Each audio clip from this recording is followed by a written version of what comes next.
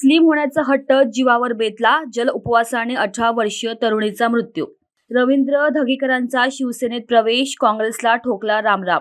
भारतीय कुस्ती महासंघाला मोठा दिलासा, क्रीडा मंत्रालयाने उठवली बंदी.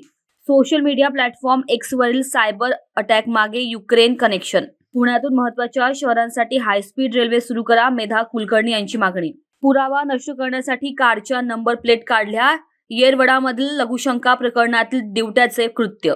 पुणे शिरूर महामार्ग सुसाट, 4 पदरी 54 किलोमीटर उन्नत मार्गासाठी 7,515 कोटींची तरतूद. अर्थसंकल्पात स्टेडियमला आधार, बालेवाडी क्रीडा संकुल नूतनीकरणाला निधी. शिवसृष्टीला मिळणार 50 कोटी, तिसऱ्या टप्प्यातील कामे होतील वेगात.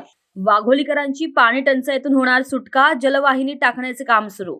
लक्झेंबर्गचे राजकुमार फ्रेडरिक यांचे निधन, वयाच्या 22व्या वर्षी घेतला अखेरचा श्वास. विधान परिषदच्या एकाच जागेसाठी इच्छुकांची तोबा गर्दी, राष्ट्रवादीतील 100हून अधिक नेत्यांचे अर्ज. वेरूळ लेणीतील बौद्ध मूर्तीवर किरणोत्सव सोहळा, हजारो पर्यटक वेरूळमध्ये दाखल.